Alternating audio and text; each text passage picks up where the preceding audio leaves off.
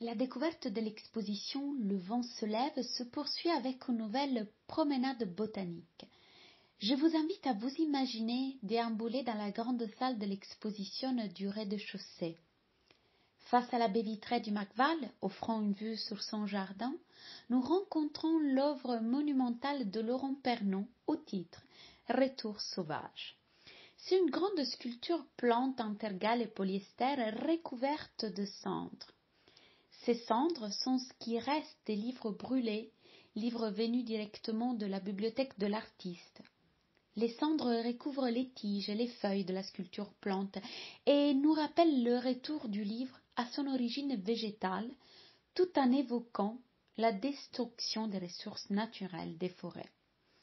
Dans cette sculpture, tout est figé. Nous sommes donc en dehors des temps cycliques de la nature, celui de la vie, mort, vie, où les feuilles tombées au sol forment l'humus régénérateur des arbres.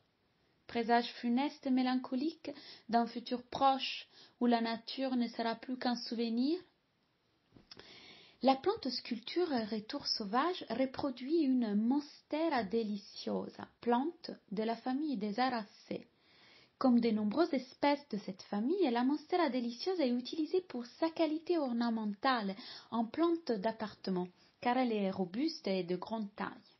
Vous en avez peut-être une chez vous. C'est une grande plante verte, entortillée à un bout de tronc artificiel. Voici comment elle se présente en appartement. Toutefois, si dans la nature elle peut atteindre jusqu'à 20 mètres de hauteur, en appartement, elle ne mesure que entre 2 et 3 mètres. En pleine nature, ces feuilles géantes peuvent atteindre une circonférence de 40-50 cm et sont profondément découpées et perforées de trous pour lui permettre de résister aux vents tropicaux. La Monstera deliciosa est une plante grimpante, plus particulièrement une liane, originaire des forêts tropicales humides de l'extrême sud du Mexique, du Guatemala et du Panama. Dans son habitat naturel, elle s'accroche aux autres arbres. La Monstera deliciosa est aussi appelée Swiss cheese plant, plante gruyère en anglais, à cause des trous qui apparaissent dans ses feuilles vieillissantes, ou côte d'Adam en espagnol pour illustrer cette même caractéristique. Son nom latin, monstrum, monstrueux, prodigieux, deliciosa, délicieux, quant à lui, se réfère à son fruit comestible, qui, paraît-il, est très savoureux. Effectivement, la Monstera deliciosa produit des fruits qui, lorsqu'ils sont immatures, sont toxiques et irritants, alors qu'à maturité, ils deviennent en revanche savoureusement comestibles. Et pourtant, il vous sera difficile d'en trouver ici, car ils ne sont pas commercialisés. Ils sont connus sous les noms aussi de sérimas ou de fruits délicieux.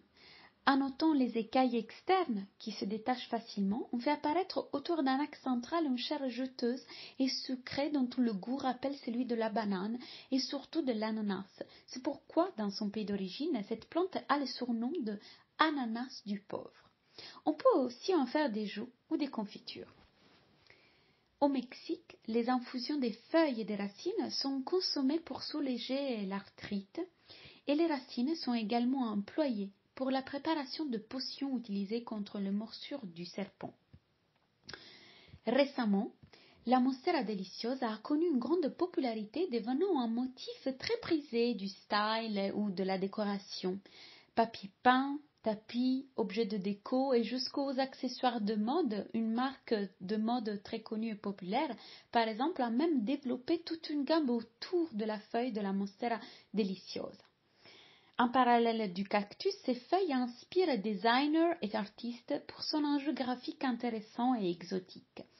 Par exemple, à l'espace Beaugrenelle de Paris, la designer végétale Alix Tricard a installé 1 kilomètre de feuilles de Monstera deliciosa pour son exposition Monstera dubia en hommage à la forêt amazonienne.